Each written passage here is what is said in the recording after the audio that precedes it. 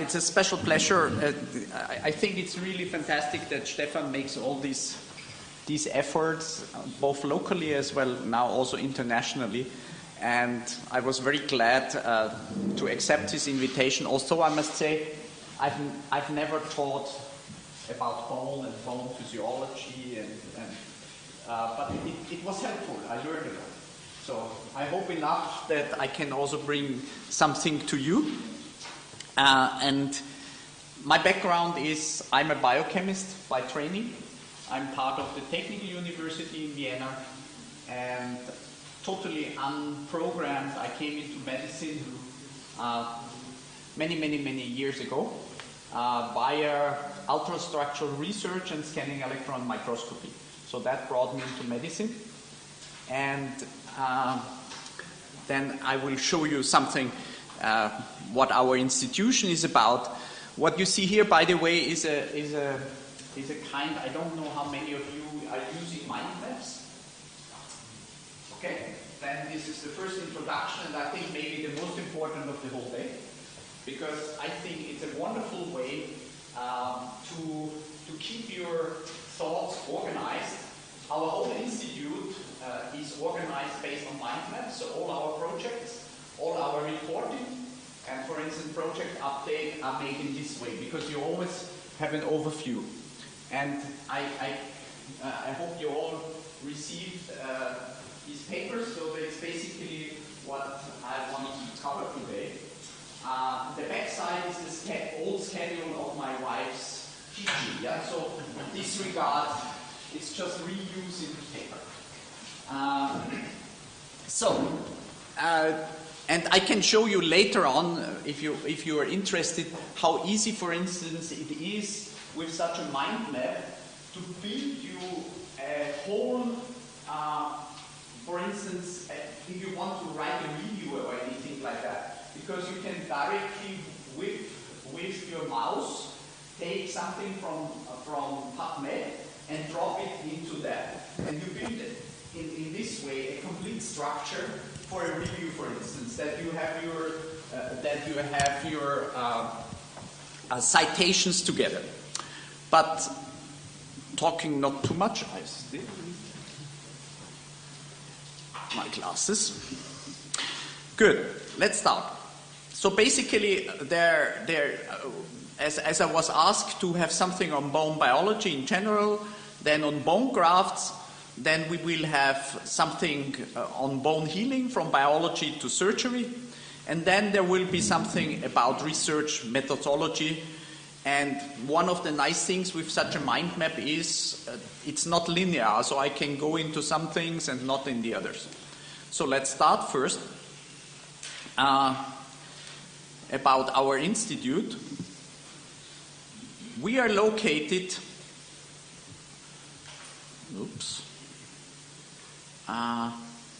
hope it will not do that all the time.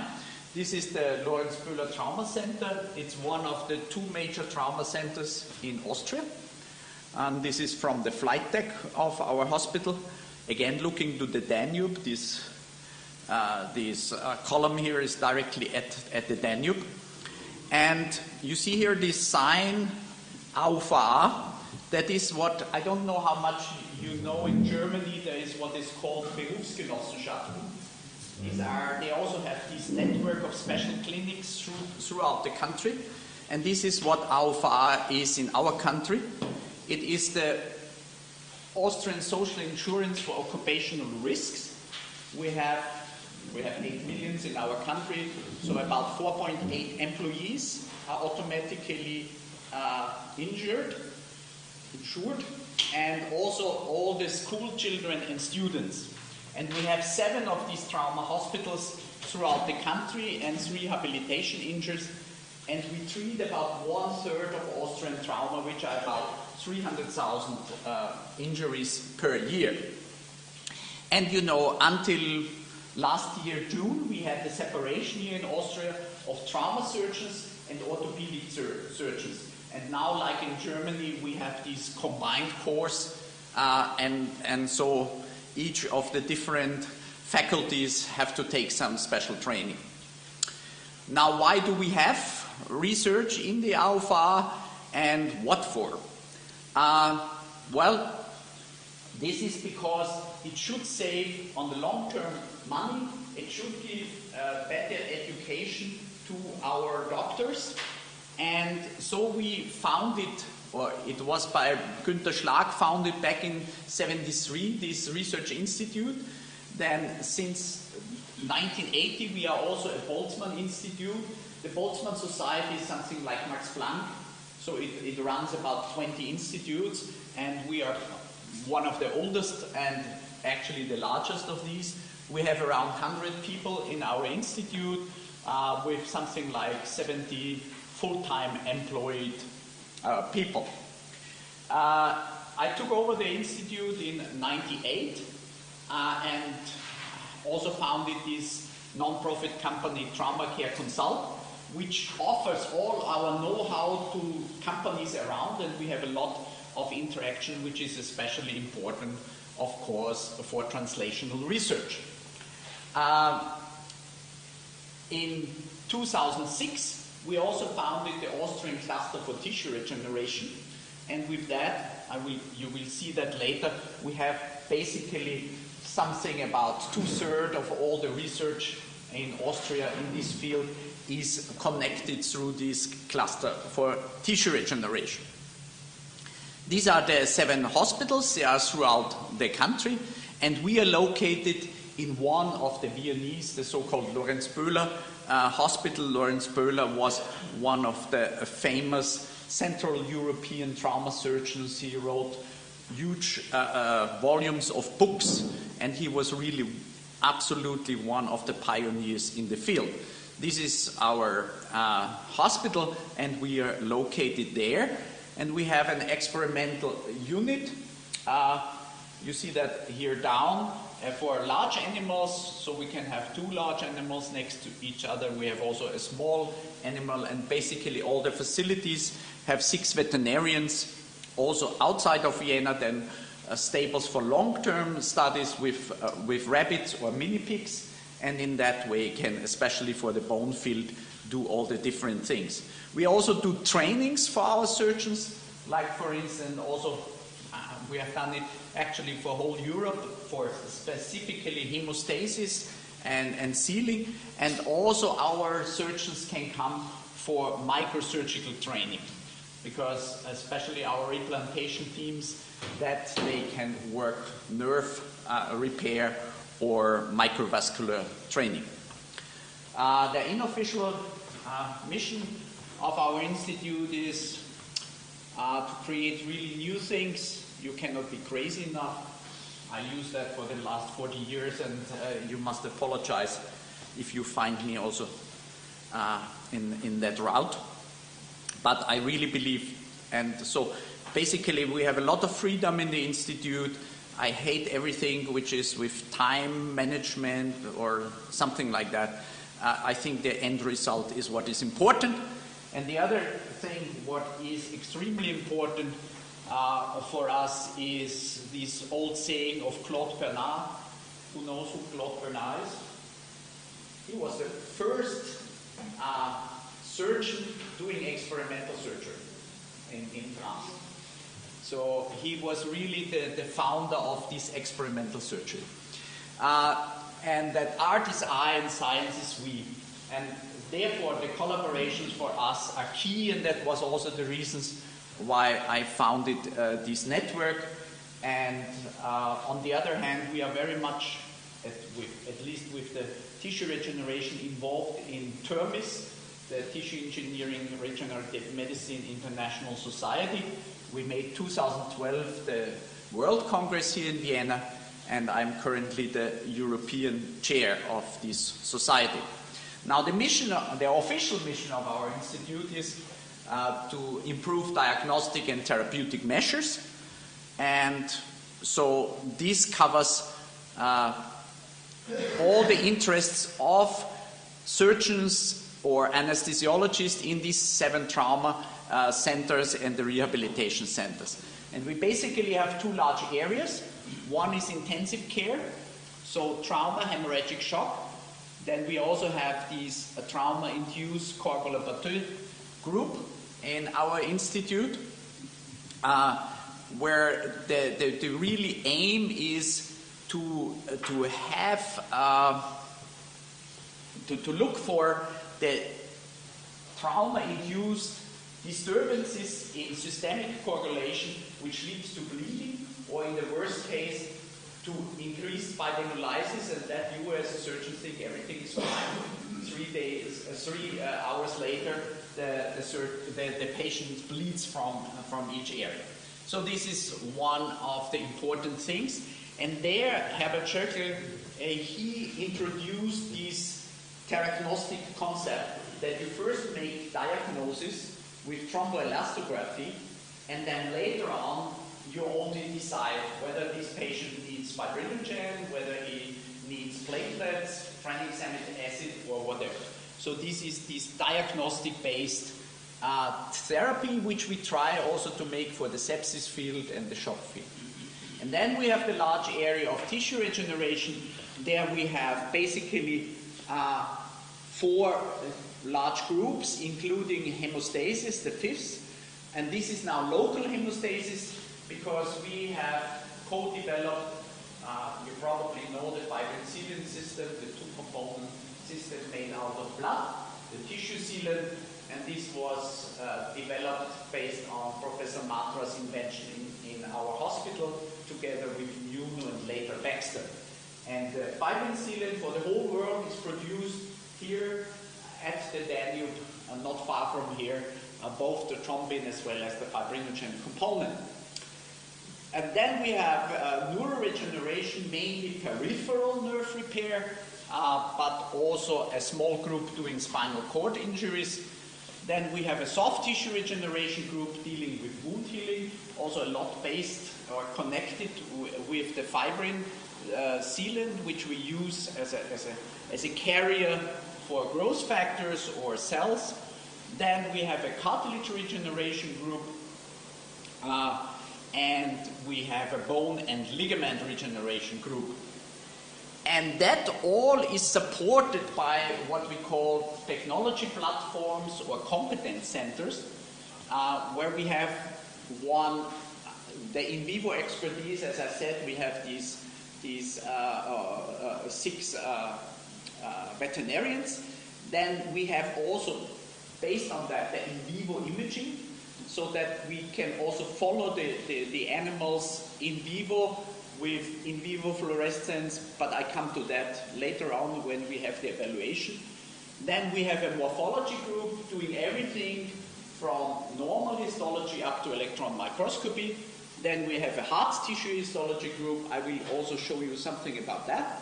Then we have a molecular biology and regenerative gene therapy group, a stem cell biology group, a vascularization endothelial cell group, one group working on biomaterials, and one on bioreactors. And now the idea of this competence center is a different way than often research is organized, that you have to do everything yourself. I think you, as an MD, I think you should know, maybe you should have seen the technology, but it makes, in my mind, not much sense, like in many institutes, that you have to do all these things by yourself, and then you never come actually to answer your question. And so here we have a kind of, it's a service-oriented structure. And each of these competence groups, they typically have their own projects, but in addition, they help the others. So for instance, molecular biology, all the PCR, quantitative PCR, is always done by the molecular biology group.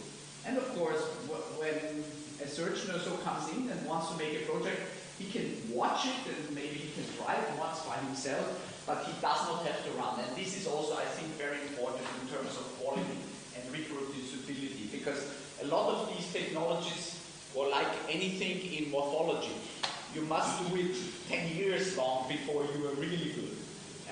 And so I think this is like we try to set it up. And of course, I must say we are very fortunate, because we are financed to about 60–70% by this Workmen's Compensation Board, and only the rest we have to bring in by grants. And in that way, we can also maintain such a structure. Yeah, and I said the tissue thing we have put into our cluster for tissue regeneration with medical universities as well as other universities supporting that. And so in total we have now 7 or 8 universities, and we also have a non-university organization in addition to ours, which is the Red Cross Blood and Tissue Center in Linz. And there we also have the possibility to have clean rooms to produce under GMP, and we have some of our research already produced there and then transferred into the clinic. And we also have associated spin-off companies, meanwhile 7 in this network. And this is this cooperation lab in Linz with the GMP facilities. We have also had many, many European projects as a support. And what is also important, also our lab is not university affiliated, but most of all our senior people are affiliated to the different universities. And in that way, we always have students from all the different fields, and our team is completely interdisciplinary. So you basically, from a physics guy to a veterinarian to a biochemist to a molecular biologist, you can find everything. And we also have a lot in that way of educational opportunities. You can, at 5 different universities, make your PhD or your bachelor or master. And then we have special programs together with the medical university, the bone and joint program. Then we have a biomedical engineering program at the technical university. We have a cell and tissue engineering at the University of Applied Science next door, and this Euro PhD with expert tissues. So with that, I tried a little bit to introduce myself or our institution, and now I actually would be a little bit interested where you are coming from and why you are here. Maybe that everybody quickly says a few words. My name is Tolga Mace. I'm coming here from Istanbul. Good. I'm working now in Biological Research and Training Institute in Istanbul. And this is my final year for fellowship. I will take my specialty in next 2 months. And I'm here because I want to improve my skills and my introductions with making some matches with your skills and introductions. Okay, great. Thank you. I'm looking at tissue. I come from Kosovo. I finished my PhD in Lyon. I will finish my residency in 2 months also. I work with, I will send it's more comfortable. I work in a PhD in kinematics. And I'm here to improve my science. Well, we can help you. Morning, everybody. I'm last year resident, just like Daphina. I'm going to be down for the next few months. I've been so lucky to be involved in the Zestro project. Since its first steps by my dear friend Redl and the professors around. I'm here as well to try to improve my basic science skills, probably something that we are used to skip to go to the next step without having this one well fixed in our skill system. Probably it's time to fix Thank you it. for making this decision. Hope we can all be helpful. I come from Romania. I work in the emergency clinical country hospital of Târgu. I will finish my residency in 5 months. And I'm pleased that I joined this project thanks to Gazi and Filippo, who invited me to join. Okay, great.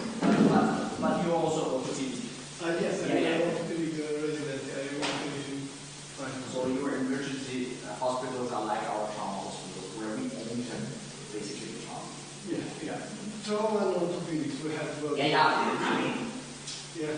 now together, but basically, Yeah. I'm working from. I'm Maria Laco. I'm coming from Greece. I'm on the second year of residency. I work in Athens in the General Hospital of Dinamatas. We work trauma and general orthopedics. I came here because I have to do basics. My name is Mustafa Sow. I'm from Bulgaria. It's from Pure Emergency Hospital.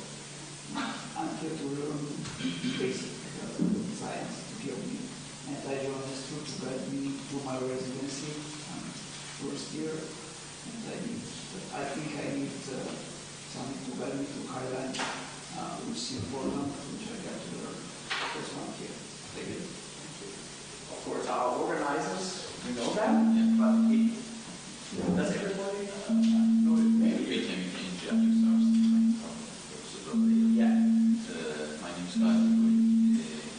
I'm an associate professor at Redl University in Ankara.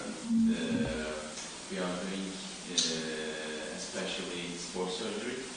In my special field, I did my fellowship at Johns Hopkins in the US as a shoulder fellow. And also I'm very, very interested in organizing the educational part of the orthopedic field. And I'm the national delegate of UM's EBOT. So I feel myself lucky because I'm working in both sides, in the organizer side and also in the trainer side and in the training side. So I feel myself very lucky actually. So welcome again. Thank you for setting the whole thing up. You know, I am the first year of my residency in my university. And I am here for getting something from this very valuable group. And I also, of course. And every year in your career of your life, you should learn something. I agree. I did so the last 3 days. You are a researcher. You are a researcher, and you should be an investigator. So, Yeah. thank you so much. Thank you. Good. Let's continue. Good morning to everybody. I'm Enrico Bonura from Italy, University of Messina.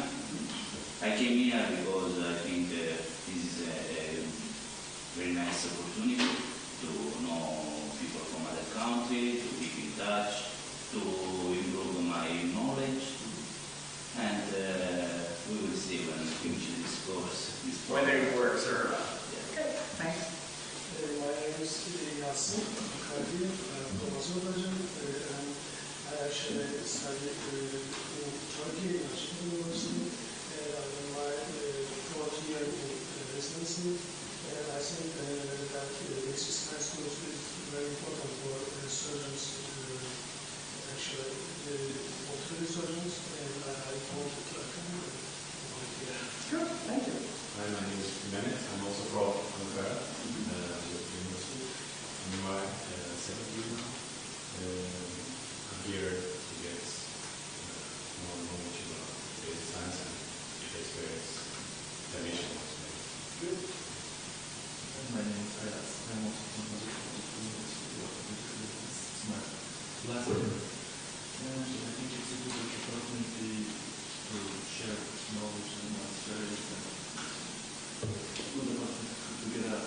And fortunately, that place is also not too bad. I've never been here. My name is Redl. I'm from Turkey. Good.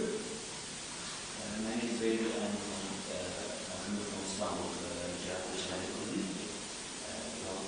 I think it's a great chance for us to take some time off to review some basic science which we cannot review during our daily work. And I'm also interested in making some research around. That's why I'm here. Hi, I'm from also some university. I found the extra mission and further degree interesting about it. So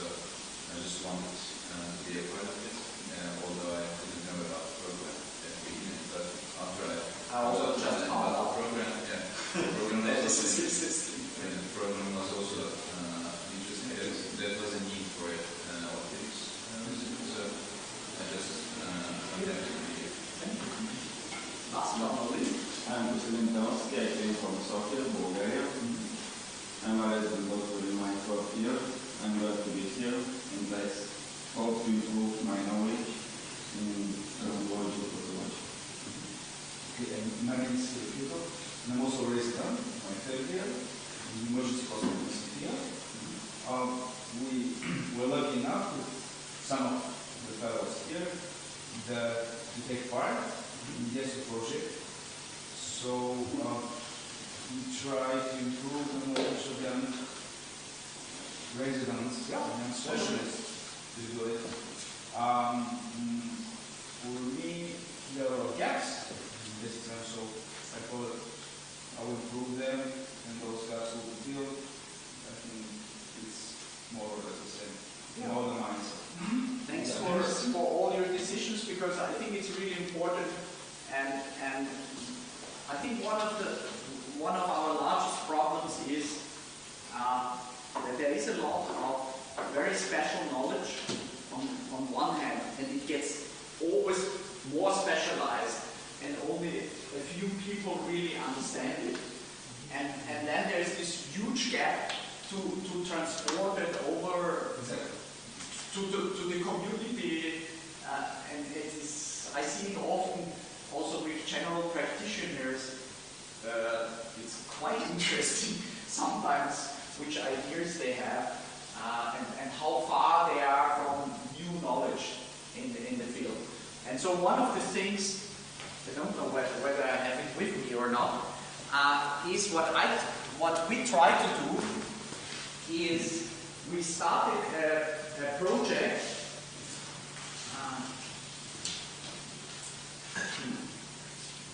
No, I don't have it with me, fortunately, but I can send it to you afterwards.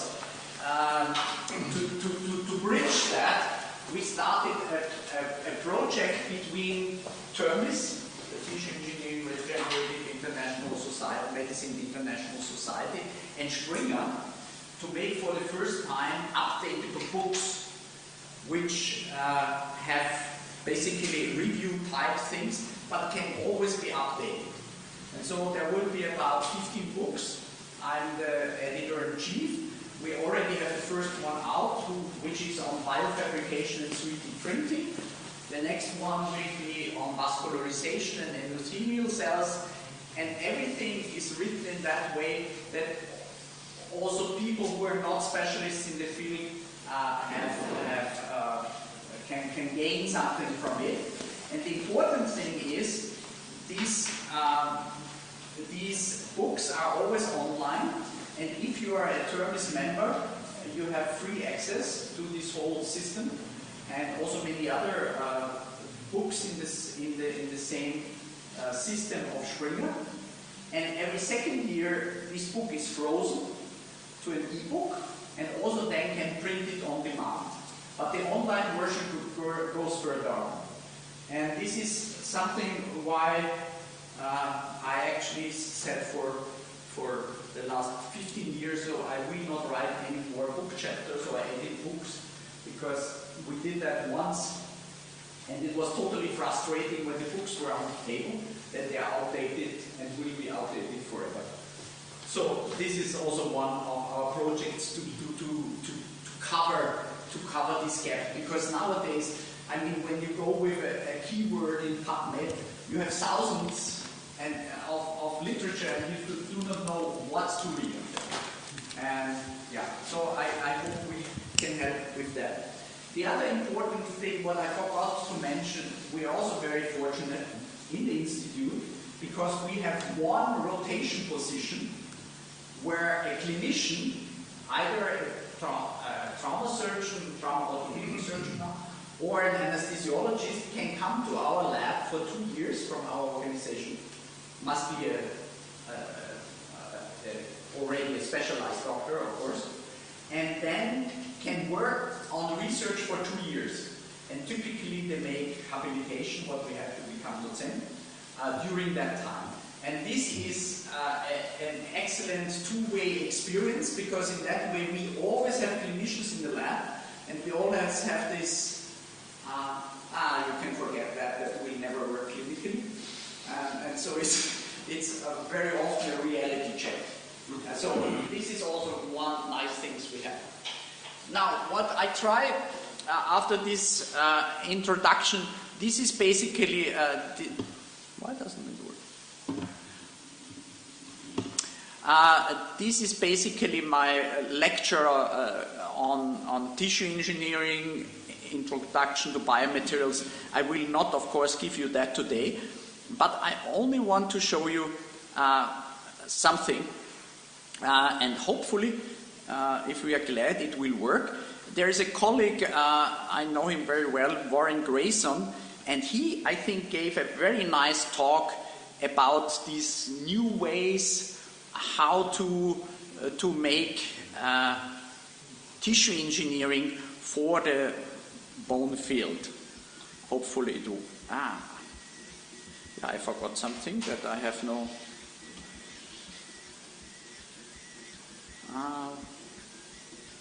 I think we have no.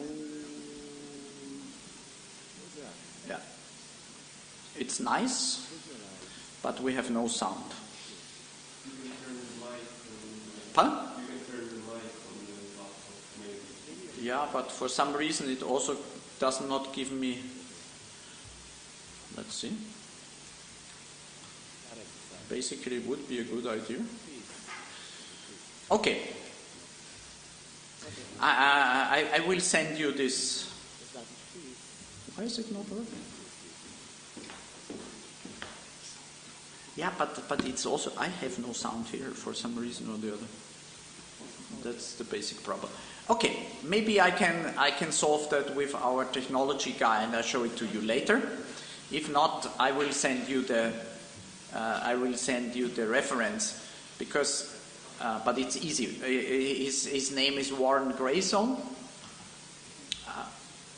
If you want to write it down, Warren Grayson, and it's on these fascinating series of talks called TED Talks, TED, which stands for Technology, Education and Design. And probably most of you know them anyway, and they cover everything on Earth, in addition very nice things on science. Good. Where is our problem with bone? Well, that sometimes you have these non-unions, this permanent failure of healing, and of course you know all that much better than I do. Yeah, and I also have to apologize. Maybe I tell you some stupid things, and please correct me if you think this makes no sense or that I'm wrong. I'm usually not lecturing on bone, and because I have a very specialists in the lab for bone, but Daria Marold, she's leading our group, but she's also very specifically in some research area. And so what I did, I collected slides from many of my friends and then tried to put them together. Now the reasons, of course, you know that much better than me. One, of course, is when you have open fractures, often, of course, with also soft tissue defects and infection. When it's an open fracture, also then comminuted fractures, distraction, and so on. So this is really our problem. Now, from a research side, I think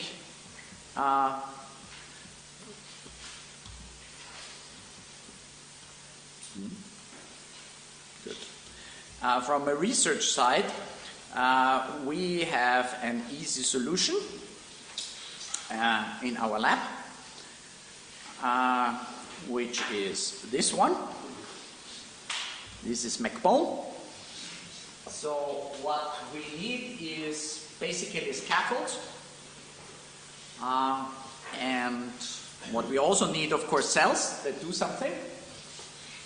And then this is also when you have it for eating, it will not be very interesting, so it needs also some factors. Yeah, you're happy to take pictures, except I will tell you there are some which are unpublished new results, especially also from friends, and then of course I don't want it.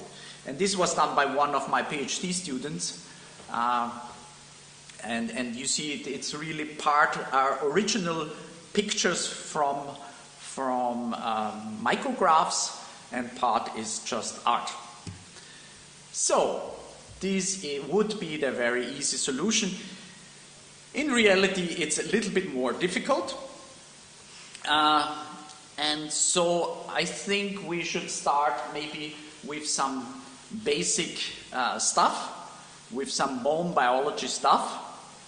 And basically we have two situations. We have a normal bone, we have a diseased bone.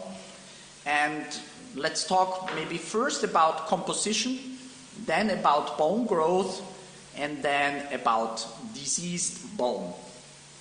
Now let's go first to the composition.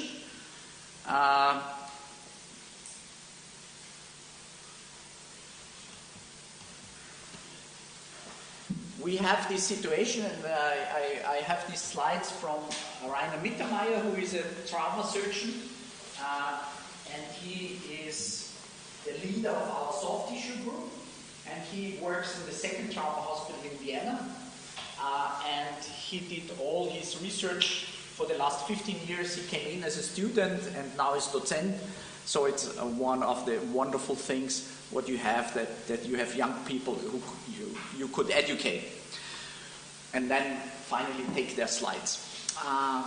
So bone anatomy, you know that much better. Of course, there is this part, the diaphysis part, where you have the marrow cavity with the yellow marrow in contrast to the red marrow on each side. And this is where you have the cancellous bone, and of course in the middle you have this compact bone, and very important, this periostal area, because this periostal area contains a lot of these regenerative cells, and so depending whether you are a clinician, you should try to keep it as good as possible when you are actually making treatment and then laser transfer. When you are an experiment, when you are an experimental scientist, you usually in bone models try to get rid of the periosteum, because otherwise from the periosteum it will be hard to get a difficult to heal bone model. So this is maybe important. Of course, you have this microscopic structure. I mean, you all learned that much better than me. And I like the bone very much because it has so many different steps in size, so that you have basically from the bone, then when you look, you have these osteons, which are these single units. You have these two types of bone, as we just discussed. Of course, you have the osteoblasts, which make this bone, and later turn into osteocyte. And this is now one of a really intensive research area, because also of these canalicula with which these osteocytes are connected with each other when they are sitting here in this lacunae. Here again, you see these osteons very nice, and you see also then here in the histology section how this bone grows around these centers. It makes this lamellar bone. And again here, everywhere this lining of cells which then should produce the bone material. And unfortunately something went wrong with this slide here, but it's important to show you the different scale. So we have the macro scale of the bone, then we have these osteons, which we have just seen with about 100 micrometers. Then there are these fiber patterns, which are about half the size, and the fiber diameter itself then down to about 5 micrometers. And then we come really to the micros or the nanoscale with the mineralized collagen fibrils in the nanometer range. and down actually with the collagen and hydroxyapatite to the molecular or atomic level. Here again you see the most important cells of the bone. Of course you know that, the osteoblast, osteoclast and osteocytes, which are derived from the osteoblast. And here you also see these nice connections between the osteocytes. And typically, and this is also the interesting thing about the bone, there is always both going on. At any moment in our body, it's both degradation as well as building of bone. And this makes it, I think, very interesting and so dynamic. You also have then, from this osteoblast, this bone lining cells. And the osteoblasts are derived from the mesenchymal stem cells. They line the surface of the bone and they produce the so-called osteoid. And they produce mainly this collagen part of the osteoid. And here you see it again, the different possibilities. And as you all know, we are currently using, there's a lot of research going on to use mesenchymal stem cells, both from the bone marrow or from adipose tissue, or what we personally also do a lot from placenta or amnion. We use these stem cells and transform them in the different cell types. And the important thing is here, of course, in the osteoblast and then in the osteocyte. And what is also research-wise very interesting, that you can also go, of course, first to chondroblast or chondrocytes and then go to the osteoblasts, and in that way make your bone regeneration. Here again a nice picture of that. What is important really from the osteoblasts on a basic level is that they might make the type 1 collagen, they make calcium phosphate and carbonase and give it into the extracellular compartment. And they modify themselves into these osteocytes, which we have seen before. Here a few nice pictures from osteoblasts lining the newly formed bone. Here in a HE staining. What is also very often used is the so-called Goldner stain. Here you have again the bone part, and you see the osteoblasts, which are forming in an apposition way the new bone. What is then also important is that you have in this stem cell differentiation, you have different parts. One is of course the proliferation, then there is the maturation phase and the termination phase. The termination when it comes to osteocytes, what we have seen before, these lining cells, or that the cells go in apoptosis and actually disappear. One thing important about apoptosis is that this is the way that cells can disappear without inducing inflammation, because if a cell dies, it would naturally induce inflammation. Now, of course, one of the most important factors to make this proliferation and transformation are the bone morphogenetic proteins, especially 2 and 7. And this is interesting because bone morphogenetic proteins always need to be dimers. And so you know that there is a possibility to buy BNPs, very expensive and partly no longer available because of side effects. But they are homodimers. But in nature, it's actually typically always a heterodimer. So for instance, a 2 with a 7. And we have found in our own research that these combined BNP 2 and 7 are much more active than the homodimers. Yeah, and then you have all these catenines and so on. We come to that later, which are involved in this process. Here, coming back to this, in the final step then, these osteocytes, they are trapped in these so-called lacunae, these small areas within the bone, and it is very nice with the new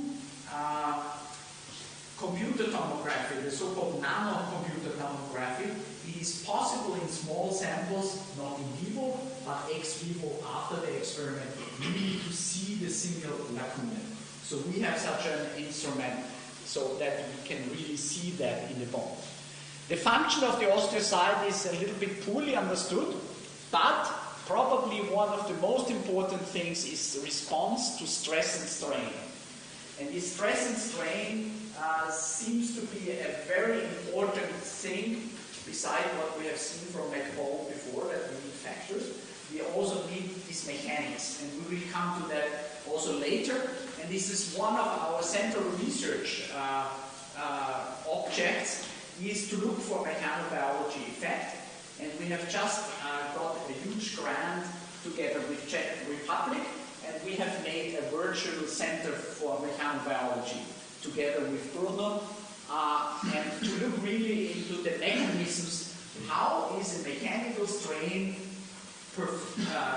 transformed into a biochemical or molecular signal? And this is for us very important, because as I will show you later, we do something what is called shock wave therapy. I don't know who of you have ever heard that or used that. No?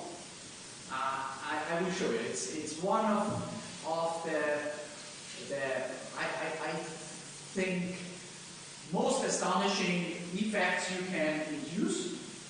Shock waves are delivered by machines, or by the principle which was formerly used to destroy kidney stones. Yeah? And by chance, in the 90s, some doctor found when he destroys kidney stones, the bone next to it reacts when it's in the pot. And our second hospital in Vienna, they have been the last 25 years pioneers in this field, and we treat non-unions in the hospital with success rates in the range of 7 to 80%, transcutaneously without any operation. It's the easiest for the patient. It's the cheapest therapy you can have. So I highly recommend you also clinically to look into that. And Wolfgang Scham was the pioneer, and this is typically the idea of our institute. About 10 years ago he came and said, please help me, we have such interesting effects. We have now not only the effects on bone, we have it also on the skin when it's above the bone. And also by chance they found that it's healing chronic wounds. And now we have an outpatient clinic for chronic wounds. We have an outpatient clinic for bone healing just based on this shockwave therapy. And he came and said, help me, I have no idea how this works. And for many, many years, for the bone, it also always said, it induces microcracks, and therefore it will heal. All not true. These are directly influencing cells. And we have fascinating results about how we can influence stem cells in their differentiation, how we can influence nowadays, we also now use it for nerve regeneration. We regenerate peripheral nerves twice as fast. So the axons grow twice as fast than usually.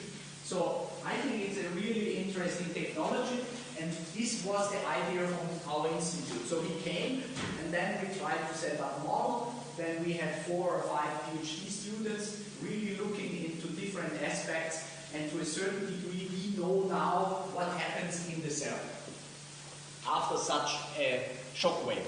And you all know that stress and strain is important, because you all know how important it is, how stiff or less stiff an osteosynthesis is. And this is probably seen by these cells here, how they can recognize the stress and strain and will react accordingly. And they form this network, as we have already said. These connections are called canaliculi, and they also connect to pre-osteoblasts, maybe then telling them, please become an osteoblast, I need you. And it It is one of the important sensing mechanisms.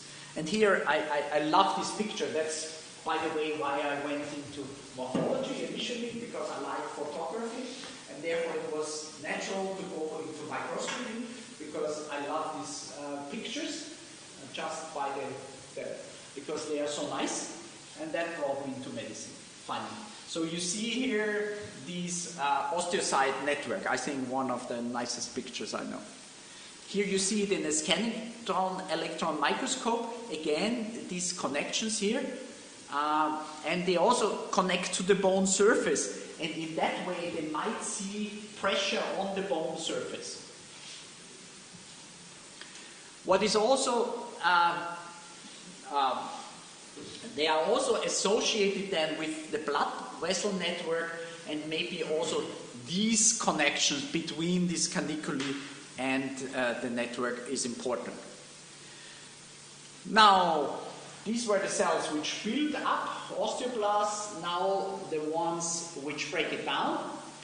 And they come from a completely, as you all know, from a different area. They come out of the blood. They are basically monocytes derived from monocyte precursor cells. They are multinucleated, and they do, of course, these bone resorption. And, of course, they have also receptors. We come to that later on. Now, I think these osteoclasts are really absolutely fascinating machines. And one of the key things for an osteoclast to be able to work is that he needs to make his own small environment. And this is done by integrins, by these alpha beta 3 integrin here. It seals basically the area under the cell, and only in that way it can act, and only in that way it will not destroy something nearby. Because it's fascinating, these cells make hydrochloric acid. So it's not something you usually would like to have. And of course they also make this important acid protease, the catepsin K, which can degrade collagen. And without going into detail, it's very tricky how the cell is able to make, with several channels and several enzymes, this hydrochloric acid. You see, this is here the whole machinery just to make this hydrochloric acid. And here again, these important sealing areas. And then here in a microscopic picture, you have this sealing zone where they touch very closely with the tissue, and then in between you have this ruffled border, and there is the release of these areas. You can also generate osteoclasts in vitro. We personally don't do that, but you can have cells on surface, monocytes on surfaces, and turn them basically into osteoclasts. And then you can also study the activity of these osteoclasts, that you have a mineral surface, and they basically produce little holes, so-called pits, and then you can count or measure the size of the pits, and in that way have an idea how the osteoclasts are active. Now with the bone, it's always the question, eating it or adding to it. As we said, this adding is via osteoblast. This is one way, but the other, especially for the endochondral bone formation, is the other way to first go via a normal chondrocytes to a hypertrophic chondrocyte. And this hypertrophic chondrocyte then turn later on in osteoblasts and produce the bone with the different factors.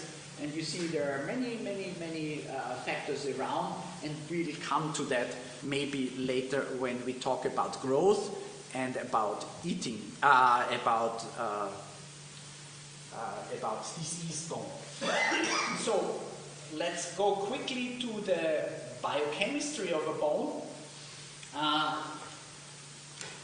Despite it looks so dry, it still has 20% water. Then there is, of course, the organic part, mainly type 1 collagen. So this is the main collagen we have there. And then there are about 10% other substances. And important are these non-collagen proteins, because some of them are the initiators of the hydroxyapatite crystal growth. So they are also important. And then, of course, you have the inorganic part. It's mainly calcium phosphate and calcium carbonate.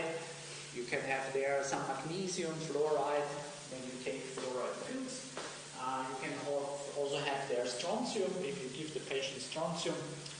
And this precipitates in a very specific arrangement in these collagens. And this is the bone matrix, and this is very fascinating.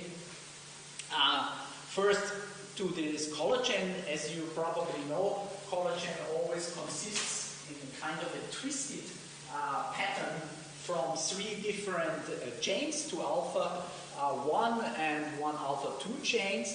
They are twisted here. They form these fibrils, and then there is also these enzymes which cross-link these fibrils, which are also important. And they are arranged in layers. And now the interesting thing is that the crystals, the hydroxyapatite crystals, they lie here in between these molecules. And you see we are here now at one of these collagen fibers is about here 300 nanometers, and they are staggered, and I think in that way they get better mechanical stability. They start to grow in a small way and get larger and larger, and finally then you have these hydroxyapatite crystals, which is a special mineralized form of calcium phosphate. Here you have that again, these collagen molecules and the hydroxyapatites. And this is also the difference. You have, when there is a young bone, you have smaller crystals than in an old bone. Sorry for this German here. And what is also important, you can look at this collagen cross-linking with some spectroscopic technologies. And as we said, they are triply formed and then they are later on cross-linked. And the mineral particles have about here these in the range of 70 nanometers. So it's a really small range. And interesting, this combination that collagens are very elastic and the hydroxyapatites are stiff, except for my friends who think also hydroxyapatites are elastic, but that's a different story. Now, to end with the bone, 2 things. Of course, the bone is not only gives us stability, but is also an endocrine organ. For instance, by the osteocalcin, which is important, comes from osteoblasts for production or for activity of the osteoblast. It also releases that, and which I only learned yesterday, that it does also influence pancreatic cells, it influences adipocytes and muscle. So I think it's really interesting. And on the other hand, you have the release of fibroblast growth factor 23, which influences the vitamin D mechanism. And of course, without going in any details here, there is of course this crosstalk between the immune system and the bone system. And it's the immune system, if there is inflammation with cytokines, it can have an influence on bone. When you give, and this is important for you, therapies like certain antibody treatments or immune suppressive drugs, they also influence the bone. And on the other hand, the bone, as we have just, can influence the immune system. Because what is also important, of course, in this red bone marrow, these are the so-called bone marrow niche, the niche for the stem cells, how they develop, in which way they make this hematopoietic cascade. And so there can be also an influence in this direction. And of course, also it can be when you use certain treatments. I think with that we probably should make the first coffee break and continue in about 15 minutes, if that is okay for you. Thank you.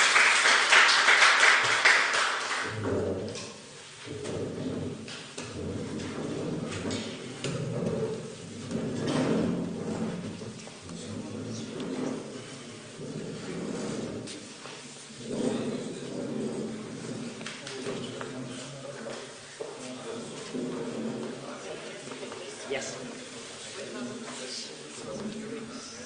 Yeah. Yeah.